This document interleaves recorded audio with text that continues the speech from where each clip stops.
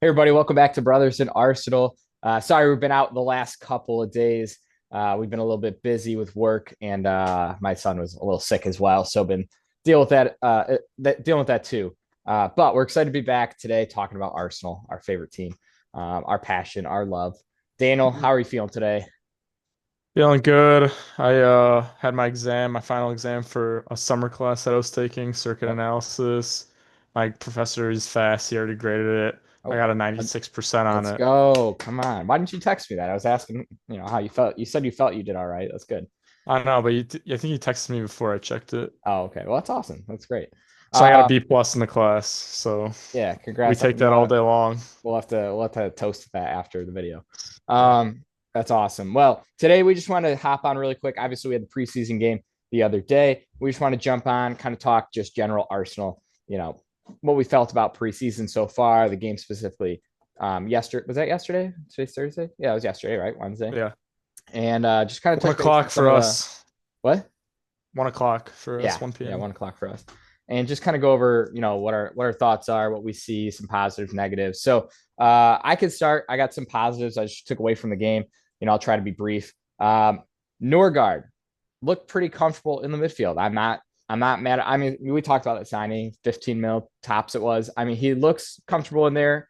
I don't want to say a stopgap. He's a little bit better than a stopgap. He's, someone that I think we can rely on this season. One thing I really liked was his leadership in the team. You could see that pre-game in the pre-match huddle when Saka was, shaking hands with the other captain, taking the picture, whatever.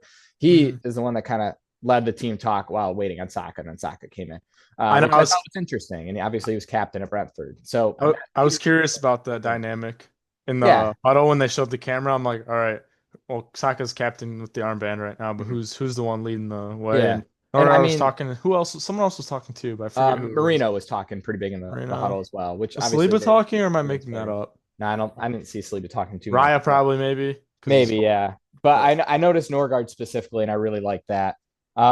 One other, or not one other, but a couple other things I want to go over. Ethan Wanieri, I mean, he looks sharp. He looks ready to go. His flair, creativity, his spin off the players with the ball, his ability to just Mhm. drop a shoulder and leave two, three guys dead. Like he did that pretty consistently in the game the other day. Other preseason games against AC Milan. I mean, he absolutely destroyed that right back as well over there. So he looks ready to go, Yeah. and I'm excited about him. We don't have a lot of players that can just drop a shoulder and just leave three guys for that and take them out of play. So that was fantastic. Miles Lewis Skelly, maybe suspect defensively for the goal, one of the goals. I forget. I think the first goal, I think he was suspect There for. was like I don't know who it was, but There him was and a someone lot else were going just on. ball watching. I don't Yeah, know, ball but just watching. clear. Miles was ball watching on one of them. It dropped, and I think Saliba Miles, was shielding it, and he could have no, cleared it, and then no, he I think it didn't. was. I don't think it was It Saliba. was I think Kivior. It was Kivior. it's Yeah, Kivior, and sorry. it's like I get it, trying to be smart, but like Yeah. Raya just made a One of them save, had to getting clear it. up. One of Like, them. just clear. Like Yeah. We'll there's a ball. toss it You up don't. to just some preseason miscommunication. Yeah. But So his Raya ability, was fuming. He was fuming. yeah, the ability of Miles just to drive with the ball and just, win those fouls, get his body in front of players. I mean, he did that all season last year, and he's still doing that. Yeah. Ben White defensively looked all right. What I loved about Ben White was his overlapping runs and crosses. Him and Saka, that connection is still doing well. So that was good to Hmm. see. Yacarez simply just needs more service. The one little slip pass he got through, he kind of just stole it off Saka. He said, "This is mine." Saka was running Yeah. onto it as well. And he smashed it. I mean, from a tough angle, smashed it. Keeper made a good save. But, if he gets Yeah. two, Right three, at the four more keeper of though, but those, yeah. yeah. But if he gets two, three more of those in a game, he'll put one or two of those away, I'm sure. Hmm. Saka looked consistent, but nothing special. Just kind of looked his consistent self. Um, Mascara, when he came on, his pace, his presence, he's a big guy. He's a big guy, and he's also He's quick. fast. He's There was rapid. that one where, I mean, He we almost did a got, Saliba tackle. He almost blocked it, but he was too yeah, late. that's the one I was talking The about. goal, the Gabriel goal. got left for dead on the counter, which is something that we Danuma can or talk about what's his really name? quick as well. Was defensively in transition is something that we have looked very bad at in the last few preseason games. Yeah. Hopefully that, like we said, is just a toss up to preseason, but we look rough. I mean, Spurs tore us apart on the counter, and um, a Villarreal tore us apart on the counter. So that's something that I'm concerned about. But Mascara did look strong, pacey. I mean, he's a big guy. He could be a good backup for, not could be. I think he will be a good backup for Saliba.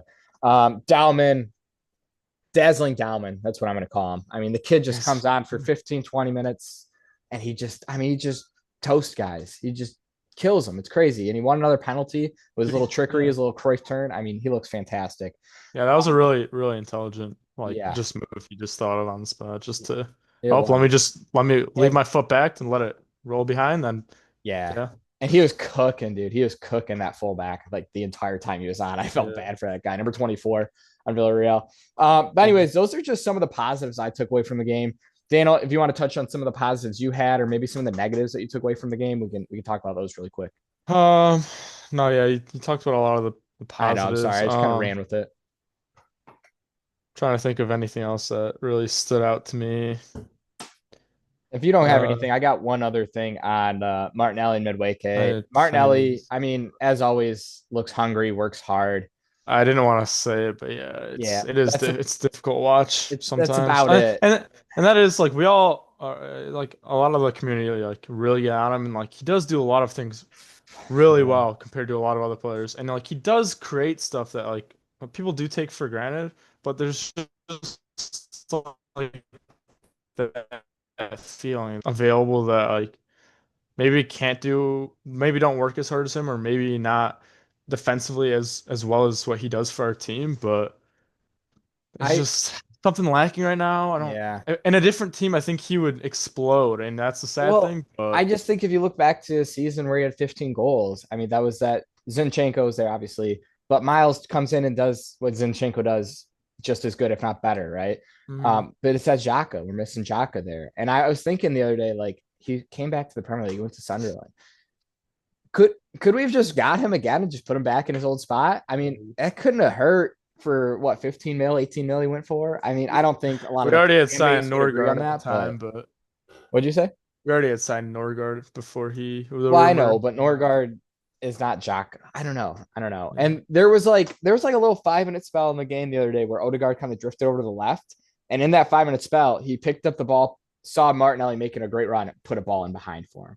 Hmm. Now I mean Jacques was doing that all that one season for him. Odegaard did that as well a couple times in that season. So I don't know. Maybe one fix I've been seeing online, which I do agree with, is Uh, putting Odegaard on the left and putting Declan Wright on the we've right. been saying this for Yeah. like 2 years now. Like, just try it. I don't know why we don't even try it for like 30 minutes in a Yeah, game. and Like, I don't get why it's not like rotate. Odegaard. Oh, sorry, you can go.